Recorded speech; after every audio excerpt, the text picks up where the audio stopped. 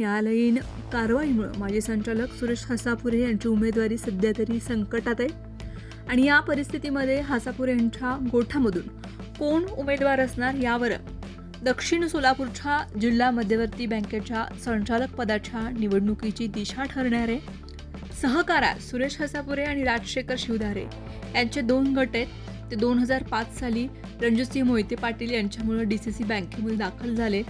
त्यानंतर यापासून 1962 पासून बँकेवरती 42 वर्ष सहकारात एखादी सत्ता राखलेले स्वर्गीय गु शिवधारे या अण्णांच्या वर्चस्वाला धक्का देत त्यांनी कधी स्वर्गीय आनंदराव देवखाते तर कधी मोहिते पाटील यांच्या मदतीनं तालुक्यावरती पकड पक्की केली. आप्पासाहेब पाटील यांची वडकबाळ सोसायटी ही थकीत असल्यानं ते तेलगाव सोसायटीतून ठराव घेण्याच्या प्रयत्नात आहेत. थकीत रकमेचा जो भरणा आहे तो केल्यास वडकबाळमधून इंदुमती अलगोंडा पाटील यांचं नाव पुढे येऊ शकतं. राजशेखर शिवधारे यांच्याऐवजी ऐनवेळी विरोधी गटामधून त्यांच्या पत्नी भारती शिवधारे यांच्या नावावरती एकमत होण्याची शक्यता आहे.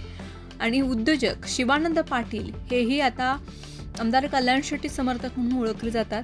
त्यांची दिलीप माने, राजशेखर शिवधारे, धर्मराज काळाती, बाळासाहेब शेळके यांच्याशी चांगली जवळीक आहे. 2010च्या निवडणुकीमध्ये दिलीप माने यांच्या मदतीनं तर 2015 साली माने यांच्या विरोधामध्ये जाऊन राजशेखर शिवधारे यांच्या मदतीनं संचालक झाले.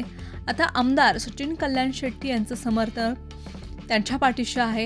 हासापुरे पुत्र श्रीदीप किंवा सुदर्शन यांच्या नावाची सध्या चर्चा सुरू आहे.